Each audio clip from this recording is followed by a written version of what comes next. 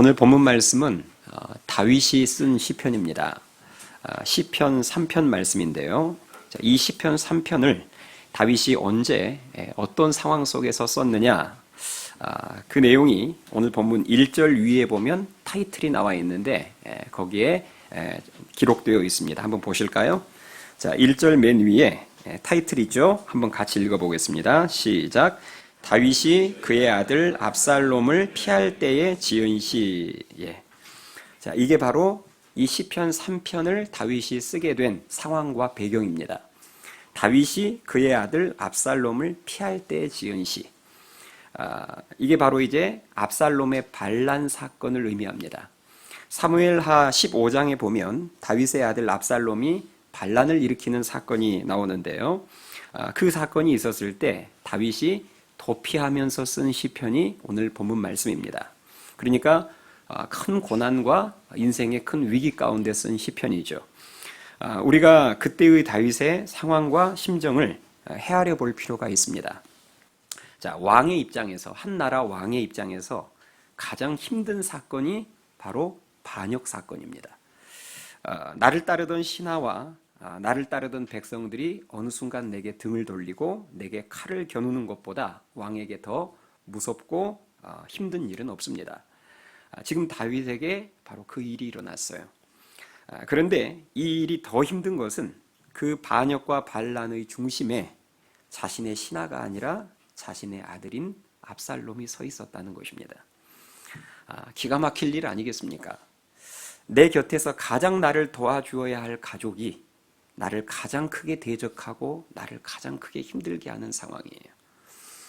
다윗이 사실 젊은 날에 사울 왕에게 쫓겨 도망 다녔을 때에도 그때도 분명히 그게 큰 고통이었고 위기였지만 사실 그때보다 지금이 더 힘든 상황입니다. 왜냐하면 이제 다윗은 늙었어요. 그리고 나를 죽이려는 원수가 그 다른 어떤 사람이 아니라 내 자녀예요. 사울 왕에게 쫓길 때보다 더 큰 아픔과 고통이 있지 않겠습니까?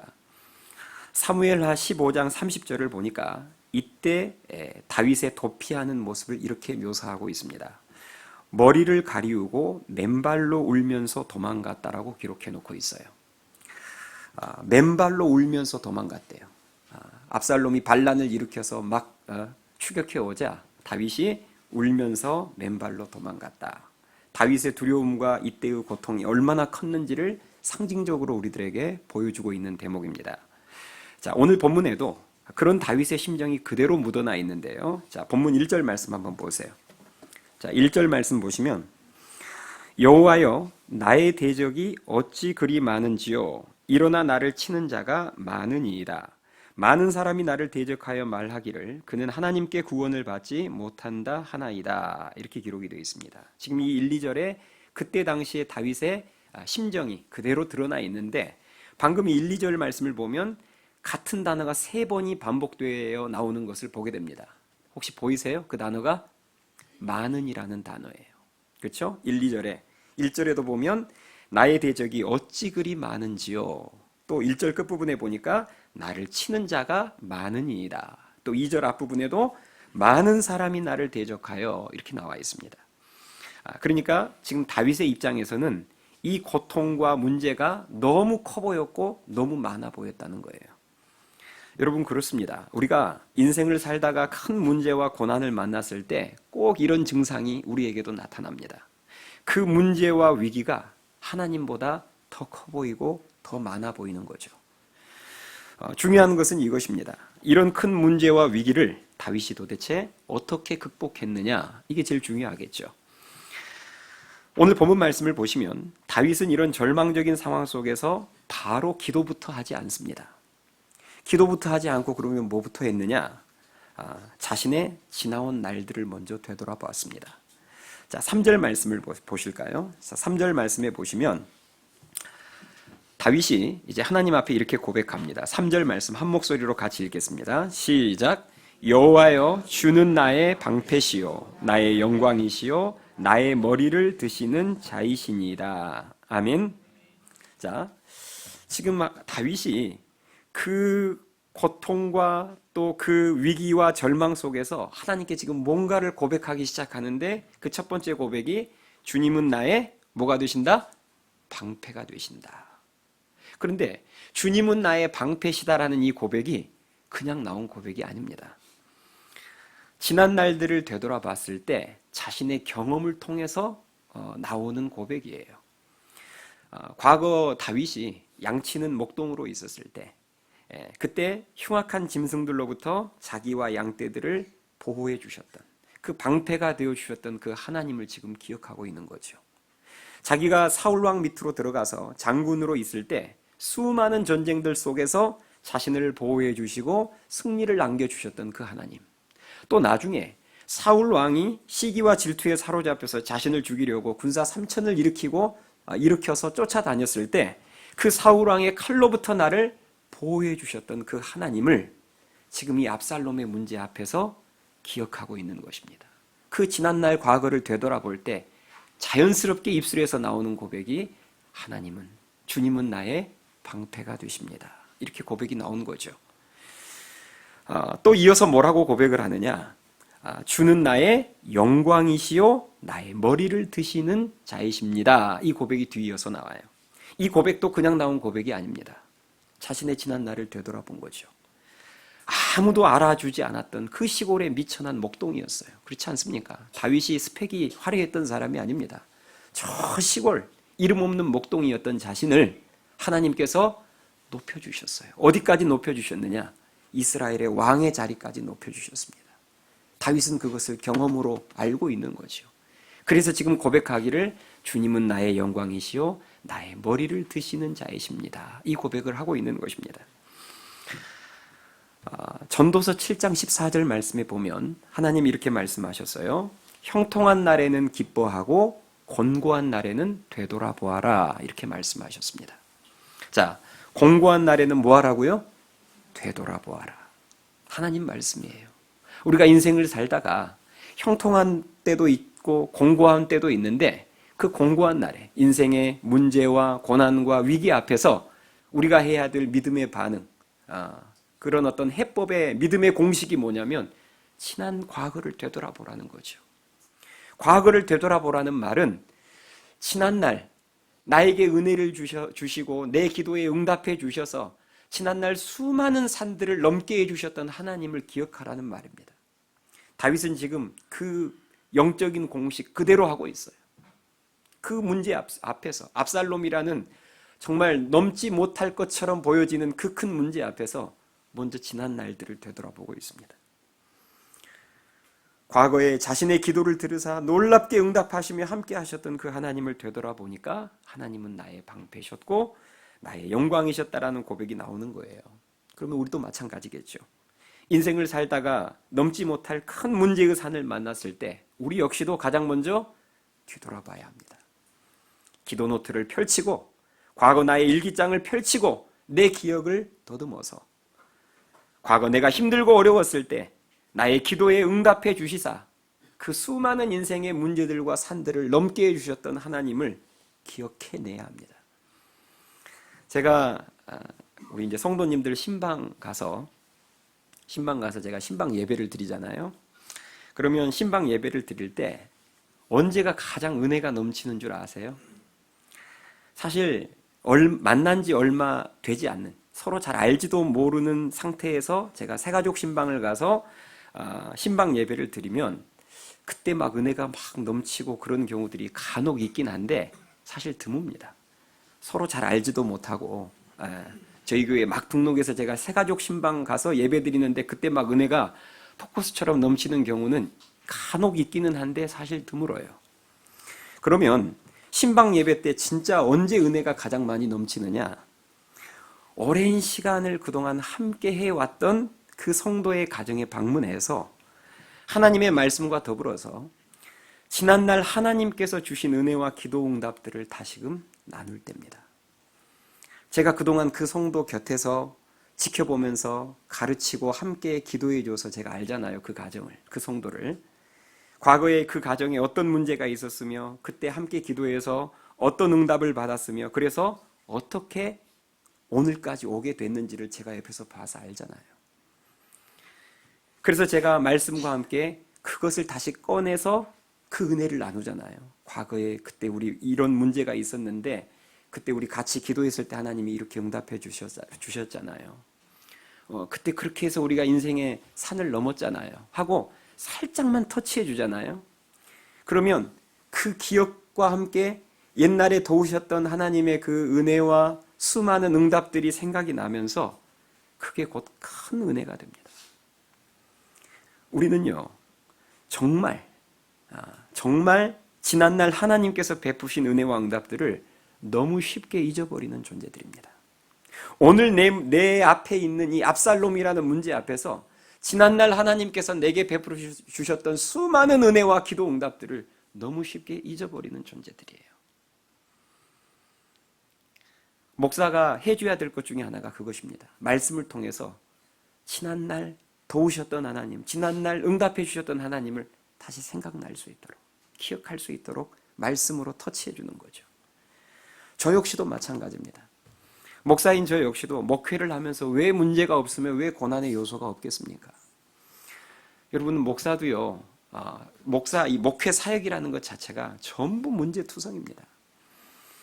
그런데 제가 제 가정, 제 문제만 아니라 모든 성도들의 문제가 결국은 기도 제목으로 포장되어서 저한테 다 보고가 되고 저한테 다 오는데, 제가 그 문제들 앞에서 그 문제들만 이 문제, 저 문제 생각하고 있잖아요. 그러면 저부터 불면증에 걸리고 소화불량에 걸릴 거예요. 그때는 시선을 돌려서 하나님을 바라보고 하나님을 생각해야 합니다. 지난날 나에게 수많은 기도 응답을 주시며 도와주셨던 그 하나님을 기억해야 돼요. 9년 전에 하늘씨앗교회를 개척해서 제가 여기까지 오면서 얼마나 많은 응답들이 있었는지 모릅니다. 수많은 문제들이 있었어요. 9년 동안 성도님들이 오고 또 기도 제목을 나누면서 수많은 문제들이 있었는데 지난 9년을 되돌아보면 전부 그 문제가 응답으로 바뀌었고 간증으로 바뀌었음을 제가 알고 있습니다. 제가 과거에 이렇게 이제 제 노트북에서 무슨 파일을 하나 찾으려고 이리저리 뒤적이다가 무슨 파일을 보게 됐냐면 개척일기. 제가 개척일기를 썼어요. 개척할 때 준비하는 과정, 또 처음에 개척해서 이런 일이 있었고 또 하나님께 기도했더니 이렇게 도우셨고, 이걸 제가 개척일기를 썼거든요. 그것을 이런 노트에다 쓴 게 아니라 제 개인 그 노트북에다가 파일로 해서 제가 저장해 놨습니다. 근데 이제 그게 오래간만에 제 눈에 보인 거죠. 제가 그 개척일기를 이렇게 파일을 띄워서 쭉 읽어 나가는데 그냥 몇 줄만 읽어도요, 진짜 은혜예요. 그렇지, 하나님께서 그때 내 마음의 상태가 그랬고 그때 나에게 이런 문제와 필요가 있었는데 기도했더니 하나님께서 이렇게 응답해 주셨지. 그걸 보니까 새록 기억이 나는 거예요. 그리고 그때 당시에 그 큐티책에 큐티라는 게 여러분 하나님의 말씀을 묵상해서 그때 내 상황 속에 적용하는 거잖아요. 그렇죠? 그래서 큐티책에 보면 그때 내가 말씀을 어떻게 적용했으며 또 어떻게 기도했더니 어떤 응답이 나왔는지가 거기에 보니까 또 기록이 돼 있어요. 9년까지 다 살필 필요도 없어요. 진짜 한 몇 개월만 한번 과거에 하나님이 나에게 어떻게 응답해 주셨고 은혜를 주셨는지를 되돌아보면 어느 순간 감사하고 있는 내 스스로의 모습을 발견하게 되더라는 것입니다. 그때는 문제였던 것들이 지금 되돌아보면 다 응답과 간증으로 바뀌어 있어요.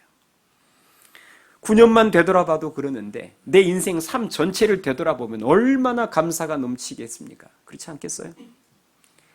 내 삶만 되돌아봐도 그러는데 내 삶뿐만 아니라 내 가족들과 내 주위에 있는 성도들의 삶까지도 되돌아보면 어떤 일이 벌어질까요? 그래서 우리 크리스천들에게는 기도 응답 노트가 반드시 필요합니다. 인생의 문제를 만났을 때 물론 가장 중요한 말씀은 성경이지만 그 성경과 더불어 기도 응답 노트를 펼쳐서 읽으면 진짜 큰 힘이 될 거예요. 성도가 지난날 나에게 놀라운 응답 주신 하나님을 기억하게 되면요, 크게 두 가지 현상이 나타나는데 첫 번째가 감사고 두 번째가 다시 기도하고 싶은 마음입니다. 과거에도 이런 기도 응답이 있었구나, 이것을 깨닫게 되면 우리에게 다시 기도하고 싶은 마음과 힘이 생기는 거예요. 그때도 이렇게 기도해서 이렇게 응답을 주셨는데 이 압살롬의 문제도 기도하면 되겠구나 하는 믿음이 생겨나기 시작하는 것입니다. 다윗이 꼭 그랬어요. 그래서 지난날 응답 주시고 함께 하셨던 하나님을 생각하고 찬양한 다윗이 바로 그 다음 절인 4절부터 부르짖어 기도하기 시작합니다. 4절 말씀 보겠습니다. 4절 말씀 우리 한 목소리로 같이 읽겠습니다. 시작. 내가 나의 목소리로 여호와께 부르짖으니 그의 성산에서 응답하시는도다. 아멘. 예. 자, 지난날 나의 기도에 응답하셨던 그 하나님을 이렇게 생각하고 나니까 그때부터 막 기도할 마음이 생기기 시작하는 거예요. 이 문제도 기도하면 되겠구나. 그래서 그때부터 간절히 여호와께 부르짖어 기도했습니다.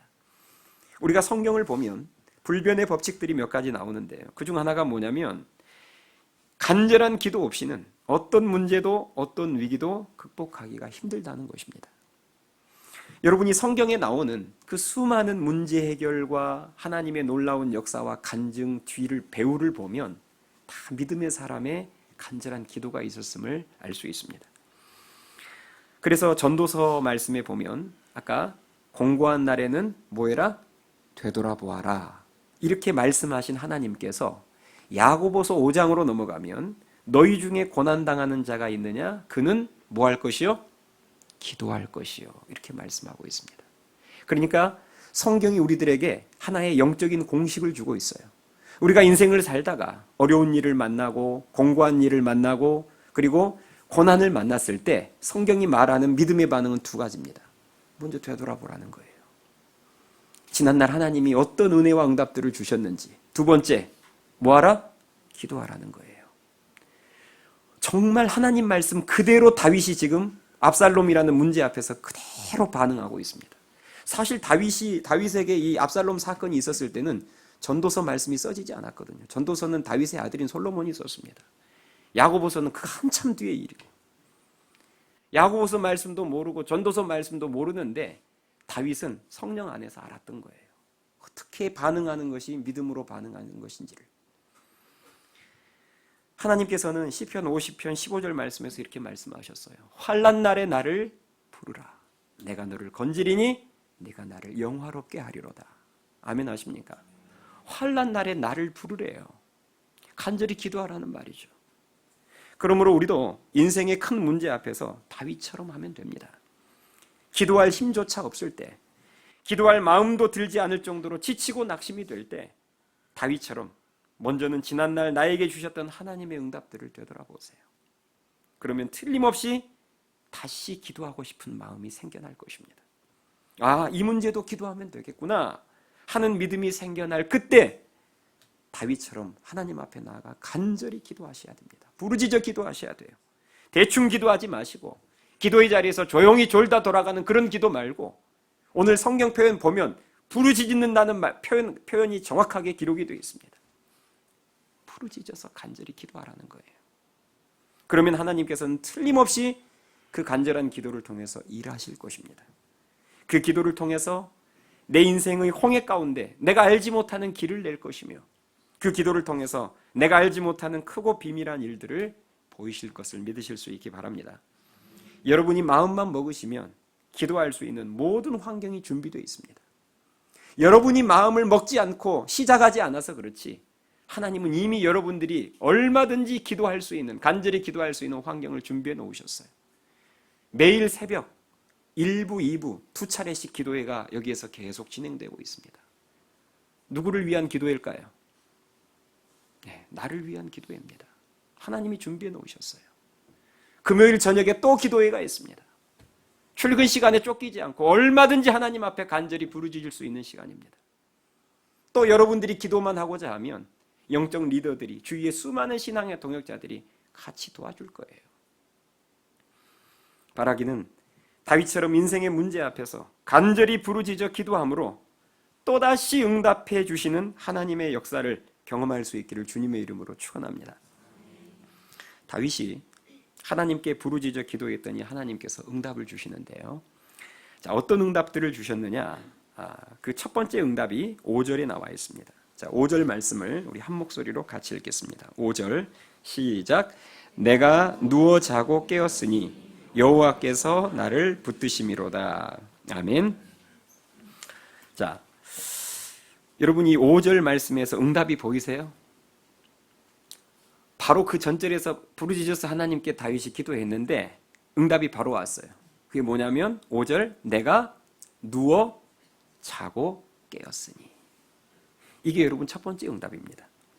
지금 다윗의 상황 어떤 상황인지 아시죠? 엄청 쫓기는 상황이에요. 울며 맨발로 도망가고 있는 그런 상황입니다. 그런데 그런 상황 속에서 다윗이 하나님 앞에 간절히 기도하다가 부르짖어 기도하다가 자기도 모르게 하나님의 품 안에서 잠들어 버린 거예요. 생각해 보세요. 지금 상황은 단잠을 잘 수 있는 상황이 아닙니다. 뜬 눈으로 밤을 지새워야 할 상황인데 그런데 하나님께서 다윗의 마음속에 기도 가운데 평안을 주신 거예요. 그 하나님께서 평안을 주셨다는 것을 다윗이 지금 어떻게 표현하고 있냐면 내가 누워 자고 깨었으니. 그 엄청난 위기와 긴장의 상황 속에서 곤히 단잠을 잤다는 거죠. 이게 바로 하나님께서 주시는 평안이라는 응답입니다.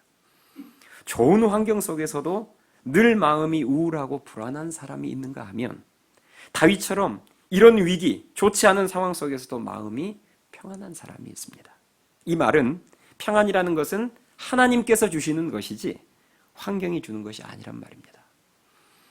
성도가 문제 앞에서 기도할 때 언제까지 기도해야 되느냐? 언제까지 기도해야 될까요? 마음에 평안이 올 때까지 기도해야 합니다. 평안은 항상 문제 해결이라는 비를 몰고 오는 구름과도 같습니다. 내 마음속에 평안의 구름이 먼저 떠올라야 문제 해결의 비가 내리는 것이에요. 그래서 우리는 기도할 때 내 마음속에 평안의 구름이 뜰 때까지 기도해야 합니다. 다윗은 간절한 기도 가운데 그 평안을 경험한 거죠. 그래서 다윗이 쓴 바로 다음 시편인 4편 8절 말씀에도 보면 동일한 고백을 합니다. 자, 시편 4편 8절 말씀을 한번 같이 읽겠습니다. 시작. 내가 평안히 눕고 자기도 하리니 나를 안전히 살게 하시는 이는 오직 여호와이시니이다. 아멘. 자, 같은 표현이 나오죠. 내가 평안히 눕고 잤다는 거예요. 하나님이 내게 그런 상황 속에서도 마음속에 평안을 주셨다는 말입니다. 저는 바라기는 여러분이 문제 앞에서 다윗처럼 간절히 부르짖어 기도함으로 하나님께서 그 기도를 통해서 허락하시는 그 절대 평안을 우리 모든 성도님들이 풍성히 경험할 수 있기를 주님의 이름으로 축원합니다. 다윗이 기도를 통해서 받은 두 번째 응답이 그 다음 절인 6절 말씀에 나오는데요. 자, 6절 말씀을 우리 한 목소리로 같이 읽겠습니다. 시작. 천만인이 나를 애워싸 진친다 하여도 나는 두려워하지 아니하리이다. 아멘. 자, 이 6절에 나오는 응답은 무슨 응답 같습니까? 천만인이 나를 애워싸 진친다 해도 나는 두려워하지 않을 것이다. 담대함이죠. 마음속에 평안이라는 응답과 더불어서 하나님이 또 하나의 응답을 주셨는데 담대함이었습니다. 담대한 믿음이었어요. 천만이니, 이건 여러분 천만이라는 뜻은 상징적인 표현이에요. 온 세상이 다 나를 대적해도 나는 두려워하지 않겠다는 거죠. 담대함이 생긴 것입니다.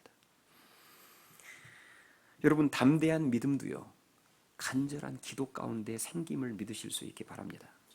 간절한 기도가 없는 인생은 아무리 성경을 100독을 하고 성경 공부를 10단계, 20단계까지 해도 간절한 기도가 없는 인생은 이런 담대한 믿음이 생기지 않습니다. 자, 사복음서에 나오는 제자들의 모습을 한번 보세요. 사복음서 보면 예수님의 제자들이 예수님을 3년 동안 따라다니면서 예수님에게 직접 다이렉트로 말씀을 듣습니다. 그러니까 생각해 보세요. 3년 동안 예수님하고 늘 동거동락하면서 말씀을 들었으니 말씀만 놓고 보면은 거의 박사가 되어 있겠죠. 그렇지 않겠어요? 3년 동안 예수님에게 직접 강의를 들었으니, 말씀을 들었으니, 성경 공부를 받았으니. 그런데 사복음서에 나오는 제자들의 모습은 담대한 모습이던가요? 겁 많고 쉽게 무너지는 모습이던가요? 후자죠. 이상하지 않으세요? 분명히 하나님의 말씀을 누구보다 잘 배웠고 많이 들었는데 예수님은 항상 그런 제자들을 향해서 이 믿음이 적은 자들아. 우리가 이것만 봐도 성경만 많이 보고 성경 공부만 많이 해서 담대한 믿음이 생기는 것이 아니구나라는 것을 알 수 있습니다. 그러면 우리가 기대하는 그 담대한 제자들의 모습이 언제부터 나오던가요? 사도행전으로 넘어가면 나옵니다. 그러면 사도행전으로 넘어가면서 달라진 모습이 뭘까? 그게 바로 기도예요. 드디어 사도들이 기도만 시키면은 졸고 있었던 그 예수님의 제자들이 사도행전 1장에 보면 마가 다락방에 모여서 10여일 동안을 기도를 쏟아붓습니다. 이전까지는 1시간도 깨어서 기도하지 못했던 제자들이 드디어 간절한 기도를 하기 시작해요. 그때 오순절 성령 강림의 역사가 일어나서 우리가 아는 진짜 목숨 걸고 복음을 전하는 담대한 제자들의 모습이 비로소 나옵니다. 여러분 잊지 마세요. 성경 공부, 성경 읽는 게 안 중요하다는 말이 아니에요. 그러나 그것만 가지고는 절대 담대한 믿음이 생기지 않습니다. 이번에 저희가 기도학교를 하는 이유가 그거예요. 성경 공부를 10단계까지, 20단계까지 해보세요. 그것만 가지고는 절대 담대한 믿음 안 생깁니다. 그 위에 충분한 기도가 부어졌을 때 그 간절한 기도 가운데 담대한 믿음, 10,000만인이 나를 에워싸 진친다 할지라도 나는 두려워하지 아니하리로다는 고백이 그때 비로소 나오는 거예요. 담대한 믿음이 생기잖아요. 그러면 문제의 사이즈나 수치 앞에서 주눅들지 않습니다. 나를 에워싼 적들의 수가 100명이냐 1000명이냐 10,000,000명이냐 이게 중요하지 않아요. 담대한 믿음이 생기면 내가 걸린 병이 감기냐 암이냐 이게 중요하지 않게 됩니다. 내가 감당해야 될 돈이 1,000만 원이냐 1억이냐 10억이냐 이런 게 중요하지 않습니다. 담대한 믿음이 생기면 그 어떤 문제보다도 하나님이 훨씬 커 보이기 때문에 그 큰 하나님 앞에서는 1,000만 원이나 1억이나 그게 그거예요. 그러나 담대한 믿음이 없으면 수치의 차이가 굉장히 크게 느껴지는 것입니다. 경쟁률이 2대1이면 해볼만 하다가도 교만 떨다가도 경쟁률이 20대1이라 그러면 벌써 낙심하고 불가능하다고 여기는 거예요. 사랑하는 여러분, 넘기 힘든 문제 앞에서 걱정하고 두려워하고만 있지 마시고 다윗처럼 간절히 부르짖어 기도하실 수 있기를 바랍니다. 그래서 기도 가운데 우리의 연약한 믿음을 담대한 믿음으로 바꿔주시는 하나님의 역사를 모두가 다 경험할 수 있기를 주님의 이름으로 축원합니다. 마지막 세 번째 응답은 넓은 마음입니다. 자, 하나님께 다윗이 간절히 기도하자 마음에 평안을 주셨고, 두 번째는 뭘 주셨어요? 담대한 믿음을 주셨고, 마지막으로 넓은 마음을 주셨어요. 이 넓은 마음은 원수들까지도 불쌍히 여기는 마음입니다. 지금 다윗의 상황은 반란으로 인해서 도망하고 있는 상황이에요. 그 반란의 중심에는 아들 압살롬이 있었지만 아들 압살롬만 반란을 일으킨 건 아니겠죠. 그렇죠? 아들 압살롬이 반란을 일으킬 때는 따르는 무리들이 있으니까 반란을 일으키죠. 그러면 그 압살롬을 따르는 무리 중에 누가 들어있었을까요? 과거에 다윗의 신하. 그렇죠?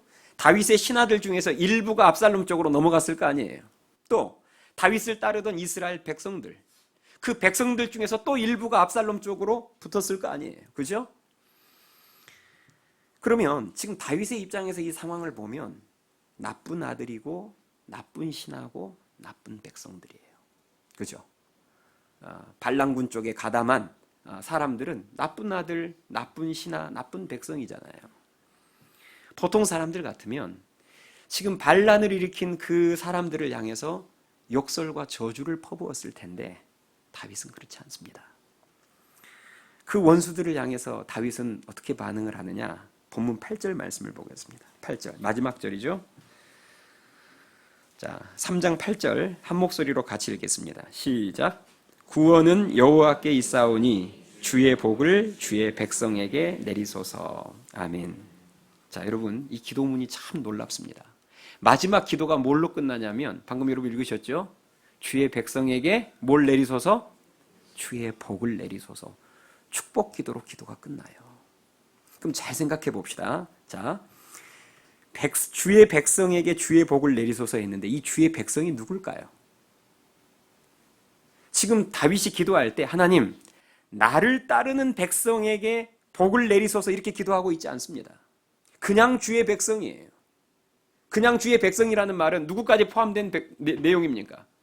예, 압살롬 쪽으로 붙은 지금 나를 향해서 칼을 겨눈 이스라엘 백성들까지 다 포함한 내용이에요. 이거 놀랍지 않습니까? 나를 대적하고 있는 그 백성들을 축복하는 기도로 기도가 끝나고 있어요.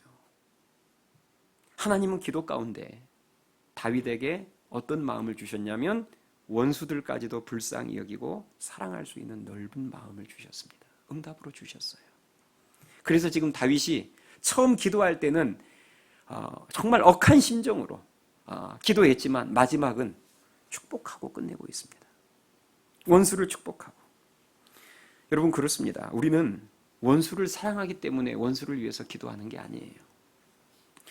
주님께서 원수를 위해서 기도하라고 말씀하셨기 때문에 순종해서 기도하는 것이고, 놀라운 것은 순종해서 기도하다 보면 하나님이 그 기도 가운데 개입하사 어느 순간부터 그 원수를 향한 좋지 않은 마음을 불쌍히 여기는 마음으로 바꿔주시더라는 거예요. 아멘 하십니까? 자, 쫓기고 도망가면서도 나를 죽이려고 하는 원수들을 축복하는 그 다윗의 모습이 여러분 너무 멋있고 도전이 되지 않습니까? 이렇게 멋진 신앙의 세계를 한번 경험해 보고 싶지 않습니까? 나를 그렇게 힘들게 하고 아프게 하는 그 사람을 내가 억지로가 아니라 진심으로 축복해 줄 수 있는 그 신앙의 경지까지 다다르고 싶지 않느냐 말이에요. 여러분이 정말 그런 것을 마음속으로 도전이 되고 원하신다면, 진짜 그런 신앙의 멋진 세계를 경험해 보기를 원하신다면 오늘 본문에 나온 다윗처럼 인생의 문제 앞에서, 내 삶의 압살롬의 문제 앞에서 지난날 나 같은 죄인에게 수많은 은혜와 응답을 주셨던 하나님을 기억하며 간절한 기도로 나아가실 수 있기를 바랍니다. 그러면 하나님께서는 그 기도에 대한 응답으로 환경을 초월하는 마음의 평안과 그리고 담대한 믿음과 원수까지도 축복하는 넓은 마음을 응답으로 주실 거예요.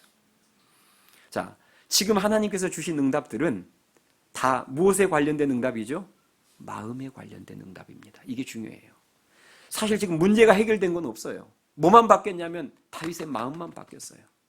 불안했던 마음이 평안한 마음으로, 두려움에 사로잡혔던 마음이 담대한 마음으로, 원수를 증오하고 미워했던 마음이 긍휼히 여기고 불쌍히 여기는 마음만 바뀌었어요. 그런데 이 마음의 구름은 반드시 문제 해결이라는 비를 몰고 오게 되어 있습니다. 제가 아까 말씀드렸죠.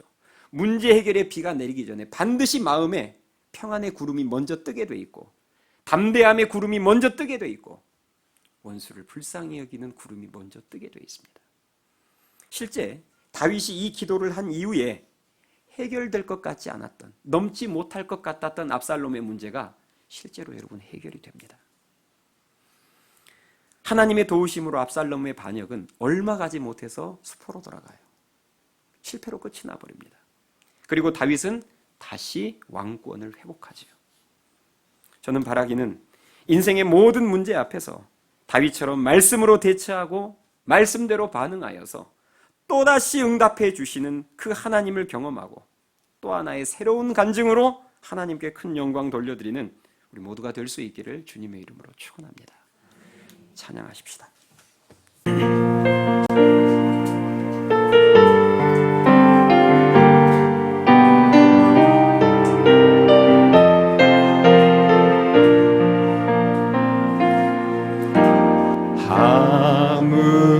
아무것도 두려워 말라.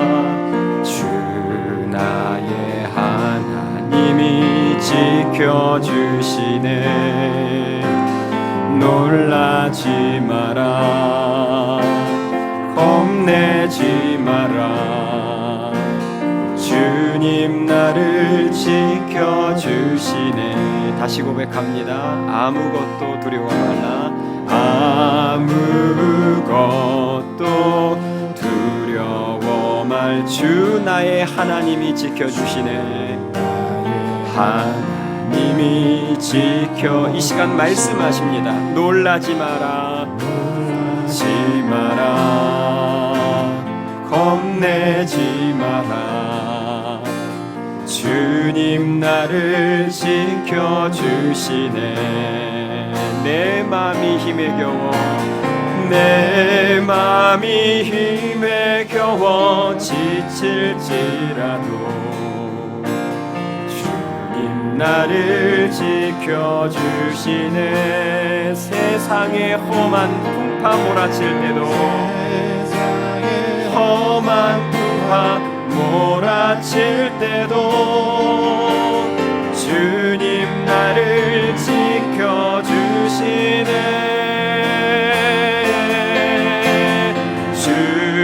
주님은 나의 산성, 주님은 나의 요새, 주님은 나의 소망, 나의 힘이 되신 여호와. 우리 처음부터 다시 고백합니다. 아무것도 두려워 말 주 나의 하나님이 지켜주시네. 하나님이 지켜주시네. 놀라지, 겁내지 마라, 겁내지 마라. 주님 나를 지켜주시네. 주님 나를 지켜. 하나님 이 시간 우리에게 말씀하십니다. 아무것도 두려워 말라, 아무것도 두려워 말라.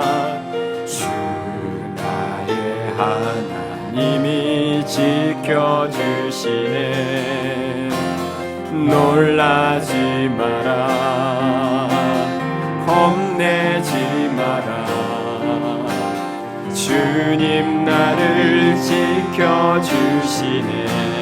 내 맘이 힘에 겨워 지칠지라도, 내 맘이 힘에 겨워 지칠지 주님 나를 지켜주시네.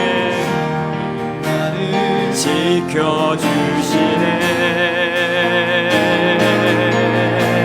세상의 험한 풍파 몰아칠 때도 주님 나를 지켜주시네. 주님은 나의 산성이 되십니다. 주님은 나의 산성,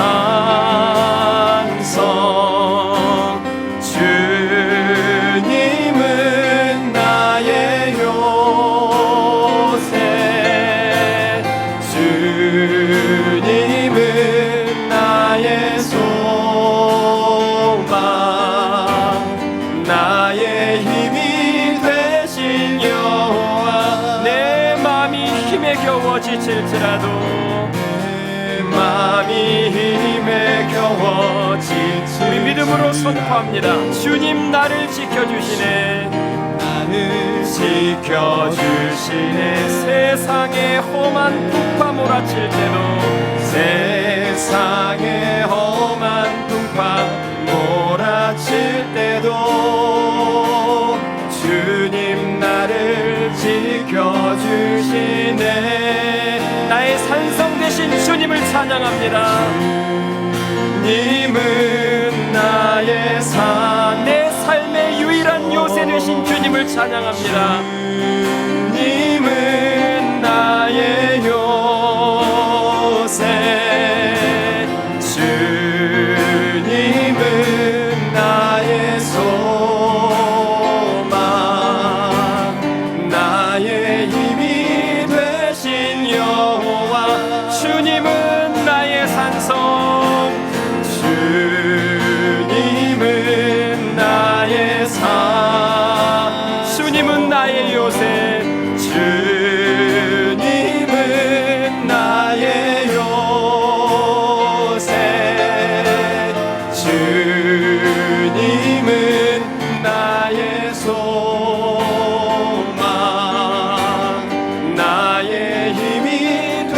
대신 여호와